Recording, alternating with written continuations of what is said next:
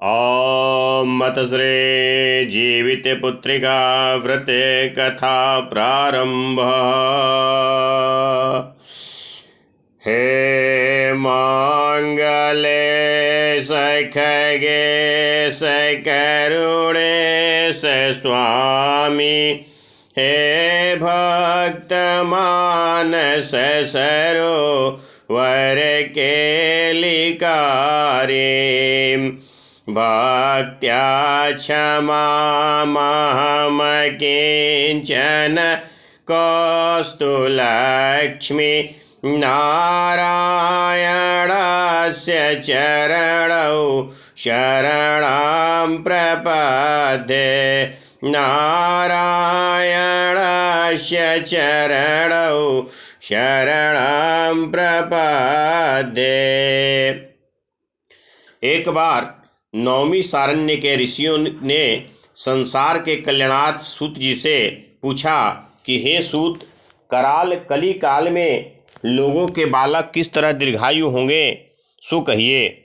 सूत जी बोले, जब द्वापर का अंत और कलियुग का आरंभ था, उसी समय बहुत सी शोकाकुल स्त्रियों ने आपस में सलाह की कि क्या इस कली में माता के जीवित रहते पुत्र मर जाएंगे।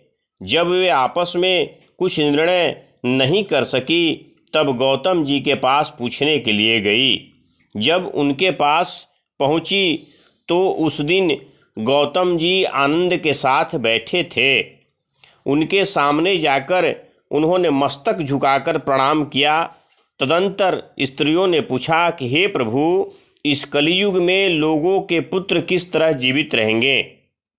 इसके लिए कोई व्रत या तप हो तो कृपा करके बताइए।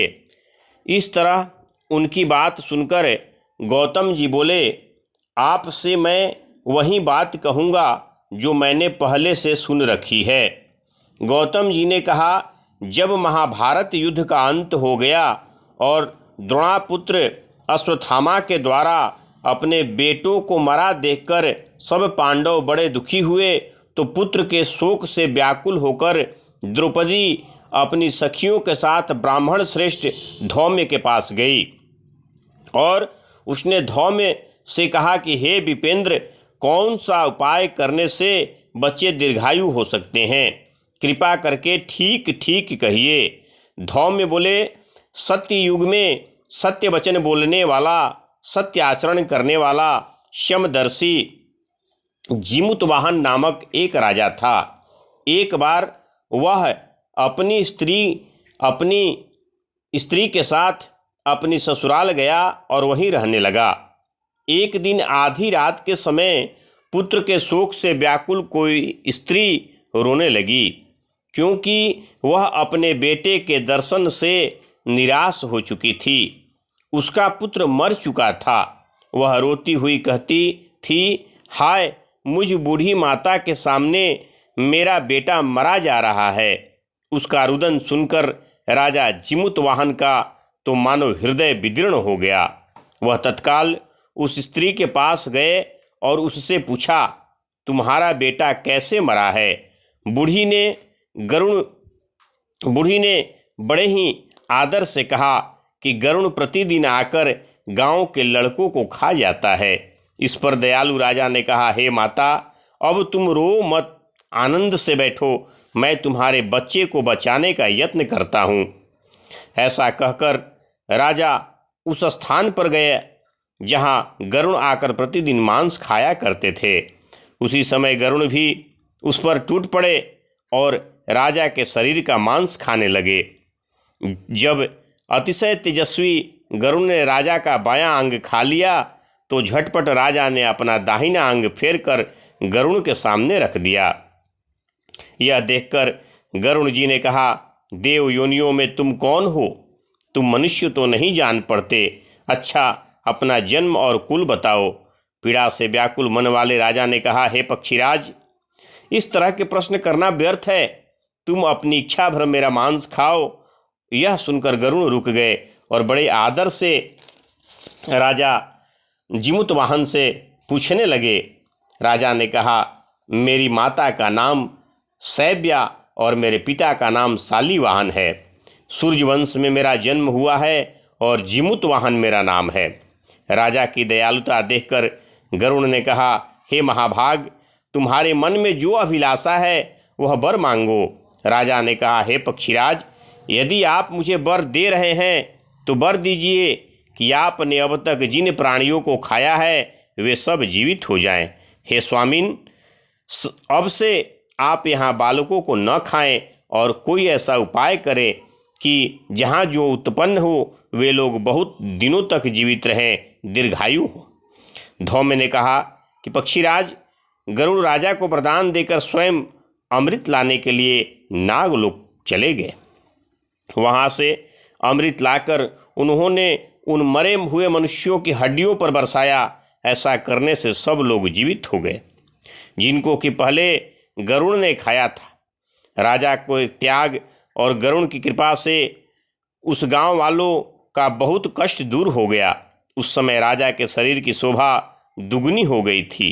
राजा की दयालुता देखकर गरुड़ ने फिर कहा, मैं संसार के कल्याणार्थ एक और वरदान दूंगा। आज आश्विन कृष्ण पक्ष सप्तमी में रहित शुभ अष्टमी तिथि है। आज ही तुमने यहाँ की प्रजा को जीवन दान दिया है, इसलिए हे वत्स, अब से यह दिन ब्रह्मा भाव हो गया है, जो मूर्ति भेद से विविध नामों से विख्यात है। वहीं त्रिलोक्य में पूजित दुर्गा अमृत प्राप्त करने के अर्थ में जीवित पुत्रिका कहलाई है। सो इस तिथि को जो स्त्रियां उस जीवित पुत्रिका की और कुश की आकृति बनाकर तुम्हारी पूजा करेगी तो दिनों दिन उनका सौभाग्य बढ़ेगा और वंश की भी बढ़ती होती रहेगी। हे महाभाग, इस विषय में विचार करने की तनिक भी आवश्यकता नहीं है। हे राजन, सप्तमी से रहित और उदय तिथि की अष्टमी को व्रत करें, यानी सप्तमी विध अष्टमी जिस दिन हो उस दिन व्रत न कर शुद्ध अष्टमी को व्रत करें और नवमी में पारण करें।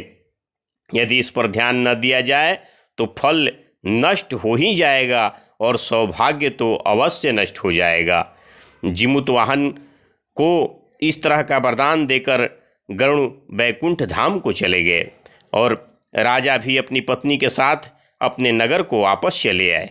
धौम्य द्रौपदी से कहते हैं, हे देवी, मैंने यह अतिशय दुर्लभ व्रत तुमको बतलाया है। इस व्रत को करने से बच्चे दीर्घायु होते हैं।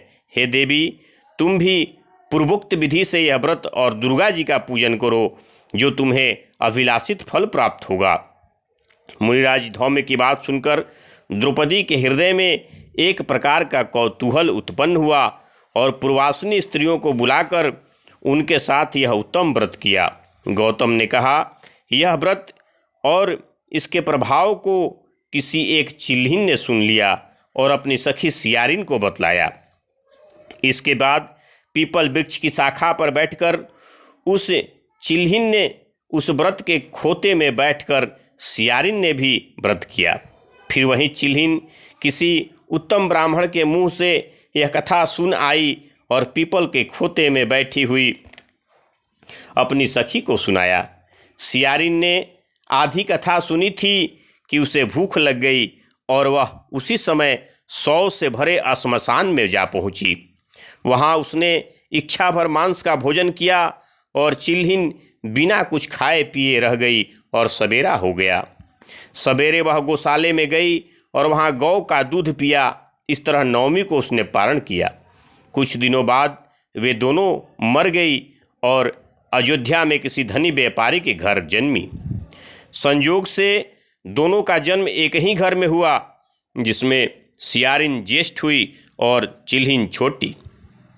वे दोनों सभी शुभ लक्षणों से युक्त थी, इसलिए बड़ी लड़की काशी राज के यहाँ और छोटी उसके मंत्री के साथ दाम्पत्य जीवन में विधिपूर्वक ब्याही गई। पूर्वजन्म के कर्मफल से वह मृगनयनी रानी हुई और जिस किसी भी संतान को उत्पन्न करती वह मर जाती थी।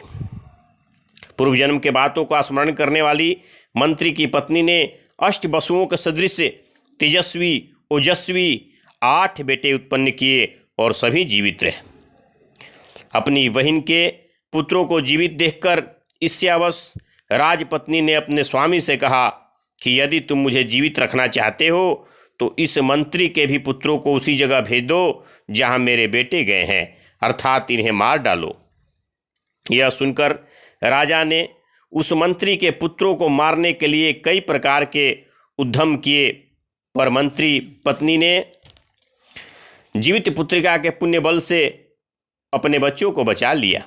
एक दिन राजा ने अपने आदमियों से उन पुत्रों का सिर कटवाकर पिटारी में रखवाया और वह पिटारी उनकी माता मंत्री पत्नी के पास भेज दिया, किंतु वे 8 सिर बेशकीमती जवाहरात हो गए और भले चंगे वे 8 लड़के अपनी माता के पास वापस चले आए। उनको जीवित देखकर राजपत्नी को बड़ा विस्मय हुआ। अंत में वह मंत्री की पत्नी के पास आई और उसने पूछा, बहन, तुमने कौन सा ऐसा पुण्य किया है जिससे बार बार मारे जाने पर भी तुम्हारे बेटे नहीं मरते?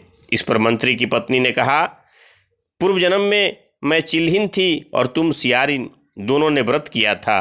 तुमने व्रत के नियमों का भली भांति पालन नहीं किया था और मैंने किया था। इसी दोष से हे बहन, तुम्हारे बेटे नहीं जीते हैं। इसलिए हे राजरानी, अब भी तुम उस जीवित पुत्रिका व्रत को करो तो तुम्हारे बेटे दीर्घायु होंगे। मैं तुमसे सच सच कह रही हूँ। इसके कथनानुसार रानी ने व्रत किया, तभी से उसके कई बेटे सुंदर और दीर्घायु होकर बड़े बड़े राजा हुए। सूत जी कहते हैं कि सब प्रकार का आनंद देने वाला मैंने यह दिव्य व्रत बतलाया। स्त्रियाँ चिरंजीवी संतान चाहती हो तो विधि पूर्वक यह व्रत करें। इति श्री रेवा खंडे जीवित पुत्रिका व्रत संपूर्णः।